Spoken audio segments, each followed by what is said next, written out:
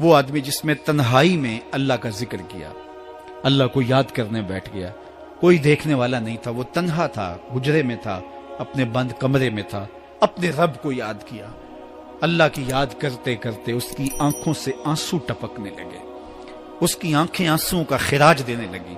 تو میرے اور آپ کے آقا و مولا نے فرمایا کہ یہ آنسو اتنے قیمتی ہیں، ان آنسوؤں کے بدلے میں قیامت کے دن اسے عرش الہی کا سایہ نصیب ہوگا، عرش الہی کا سایہ اسے نصیب ہوگا ان آنسوؤں کے بدلے میں۔ رومی علیہ رحمہ فرماتے ہیں جہاں پانی گرتا ہے وہاں سبزہ اگتا ہے، جہاں آنسو گرتے ہیں وہاں رحمت اترتی ہے۔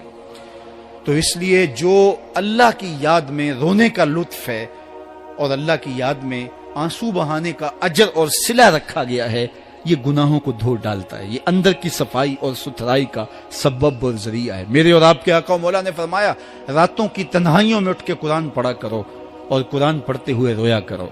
پھر فرمایا فَإِلَّمْ تَبْكُوا فَتَبَاكُوا، اگر رونا نہ آئے تو رونے کی کوشش کیا کرو۔ حضرت داتا گنج بخش علی حجویری سے ایک مرید نے کہا حضرت اگر رونے کی کوشش کریں پھر بھی رونا نہ آئے، فرمایا پھر اپنے مقدر پہ رویا کرو۔ تم اتنے سنگ دل ہو گئے ہو کہ تمہاری آنکھیں آنسوں کا خراج نہیں دیتی۔ جو رونا نہیں جانتا وہ اللہ کی رحمتوں کو اور اللہ کی کرم نوازیوں کو کیسے سمیٹ پائے گا؟ بچہ روتا ہے تو ماں دودھ دیتی ہے، جب بندہ اللہ کی حضور الہاؤ زاری کرتا ہے، عجز کرتا ہے، انکساری کرتا ہے تو اللہ کی رحمتوں کو جوش آتا ہے اور اللہ تعالیٰ کی رحمتیں اس پہ برستی ہیں اور اس کے نہ صرف گناہ معاف ہوتے ہیں بلکہ اللہ تعالیٰ اس کے گناہوں کو بدل کے نیکیوں میں تبدیل کر دیتا ہے۔ ایک فقیر تھا، ملنگ درویش، اللہ کا بندہ، اس کی عادت یہ تھی کہ اپنے ڈیرے پہ آنے والوں کو کھلاتا، ان کو پلاتا، ان کی ضروریات کا خیال رکھتا، لیکن کو مالی آسودگیاں نہیں تھی۔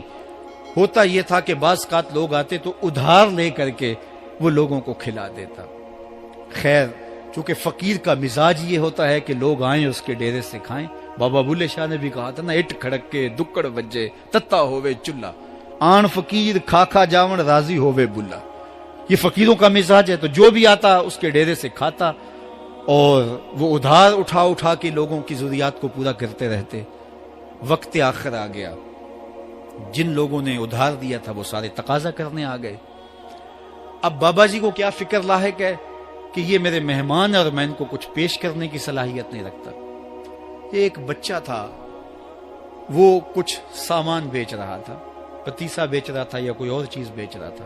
اس نے گلی سے گزرتے ہوئے آواز لگائی، خادم کو کہے سے بلا کے لاؤ، کہا تم بیچ رہے ہو تو میرے مہمانوں کو کھلا دو۔ بچہ بڑا خوش ہوا کہ میں سارا دن گلیوں میں گھوم کے یہ پتیسا بیچنا تھا، اب یہ ایک جگہ ہی سارا فروخت ہو گیا تو یہ تو موج لگ گئی، میں جلدی گھر چلا جاؤں گا، میری ماں خوش ہوگی۔ تو سارا ان مہمانوں کو کھلا دیا گیا اور اس کے بعد کہا بابا جی پیسے؟ کہا تم بیٹھ جاؤ، جب ان کو ملیں گے تو تجھے بھی مل جائیں گے۔ وہ بیٹھ گیا، 2 4 10 منٹ بیٹھا تو بچہ تھا، پھر کھڑا ہو گیا، بابا جی پیسے؟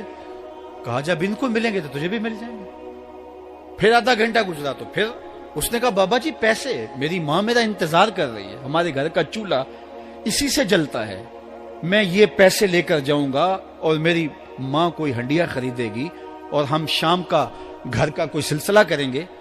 کہا بیٹا جب ان کو ملے گا تو تجھے بھی مل جائے گا۔ بچے نے رونا شروع کر دیا، یتیم بچہ تھا، اس کا سارا آسرا یہی تھا، اس نے رونا شروع کر دیا۔ جب بچہ رویا اللہ کی رحمت کو جوش آیا۔ کوئی مرید نذرانہ لے کے ان بزرگوں کے پاس آ گیا اور اشرفیوں کی بھری ہوئی تھیلی پیش کی۔ وہ اتنے پیسے تھے کہ اس بچے کو بھی دیے، جتنے لوگ آئے تھے سب کا قرض چکایا، کہا جاؤ گھروں کو۔ تو سب نے کہا بابا جی ہم صبح سے بیٹھے ہوئے تھے تو یہ نذرانہ دینے والا صبح سے نہیں آیا تو اب کیسے آ گیا؟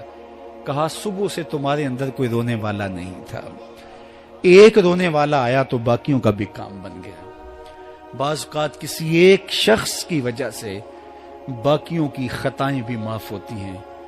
آج ہم اجتماعی طور پہ تا حد نظر اندر باہر اوپر نیچے اتنے لوگوں کے ہجوم میں اللہ کی بارگاہ سے یہ توقع رکھتے ہیں کہ مالک کتنے ہجوم میں کوئی ایک تو ہوگا جو تیرا لاڈلا ہوگا، کوئی ایک تو ہوگا جو تیرا بہت قریبی ہوگا، کوئی ایک تو ہوگا جس پہ تیری رحمتیں برسیں گی۔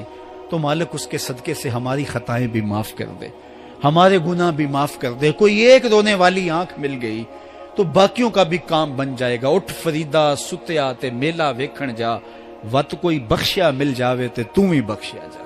میرے مالک ہم سب کی خطائیں معاف کر دے، ہم سب سے درگزر فرما، اور ہم سب کے باطن کو ستھرائیاں دے دے، ہمارے اندر کو پاکیزگیاں دے دے۔ بہت وقت میں نے اور آپ نے صاحب گزار لیا، تیزی کے ساتھ زندگی بیت رہی ہے۔ میں اگر اپنے آپ کو دیکھوں تو میری زندگی کتنی بہاریں کاٹ چکی ہے۔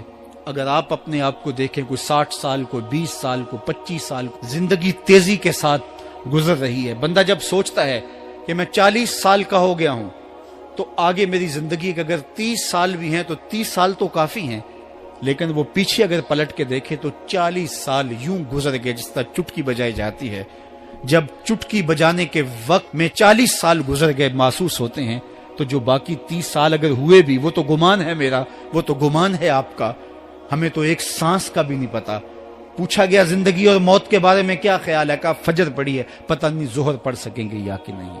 کہا اتنی لمبی امیدیں لگائے بیٹھے ہو، کہا ظہر پڑی ہے، پتہ نہیں عصر پڑھنے کا موقع نصیب ہوتا ہے کہ نہیں۔ کہا یہ بھی طول عمل ہے۔ ایک بولا عصر پڑی ہے، پتہ نہیں مغرب پڑھ سکیں گے یا کہ نہیں۔ کسی نے کہا ایک رکعت پڑی ہے، پتہ نہیں دوسری رکعت بھی پڑھنا نصیب ہوتی ہے یا نہیں۔ کہا یہ سب تمہارے منہوں کی باتیں ہیں، میں تو کہتا ہوں ایک طرف سلام پھیرا ہے، پتہ نہیں دوسری طرف سلام بھی پھیر سکیں گے یا کہ نہیں۔ کیا موت اتنی قریب نہیں ہے؟ ہم نے اپنی آنکھوں کے سامنے لوگوں کو جدا ہوتے یوں نہیں دیکھا ہے؟ ہم کہتے ہیں اس کی خبر سنا رہے ہو موت کی، یہ تو میں نے ابھی سبزی والی دکان پہ دیکھا تھا۔ لیکن جب موت آتی ہے تو ایک لمحے کا تقدم اور تاخر نہیں ہوتا۔ تو صاحب آئیے اپنی زندگی کو اللہ اور اس کے رسول کی راہوں پہ ڈالیں۔ آج وقت ہے، آج موقع ہے، آج توبہ کا دروازہ کھلا ہے، کل سب کچھ نہیں ہوگا۔ آج اس کی رحمتیں آواز دے رہی ہیں۔ آج وقت ہے، وقت پر کافی ہے ایک قطرہ بھی آب خوش ہنگام کا، جل گیا جب کھیت برسا می تو پھر کس کام کا۔ اب آئیے سنیے، اس کائنات کے اندر ہمیں وہ خواتین ملیں گی جو پردے کے پیچھے تھی، لیکن پردے کے سامنے ماں نہیں آئی، عبد القادر جیلانی آئے۔ ماں پردے کے پیچھے تھی، پردے کے سامنے فرید الدین گنج شکر آئے۔ ماں پردے کے پیچھے تھی، مہر و ماں نے بھی آنچل نہیں دیکھا، لیکن پردے کے سامنے کربلا میں حسین ابن علی آئے۔ تو یہ پردے کے سامنے آئے، وہ پردے کے پیچھے تھی۔ تو جب مائیں پردے کے پیچھے ہوں تو پھر بیٹے جو ہیں وہ پردے کے سامنے آ کے وہ نقش ثبت کرتے ہیں کہ جو لوگوں کے زندگی کے نقوش کو جو ہے وہ اجال دیتے ہیں اور تقدیر بدل دیتے ہیں۔ تو اس لیے ماؤں کی ذمہ داریاں گھر سنبھالنا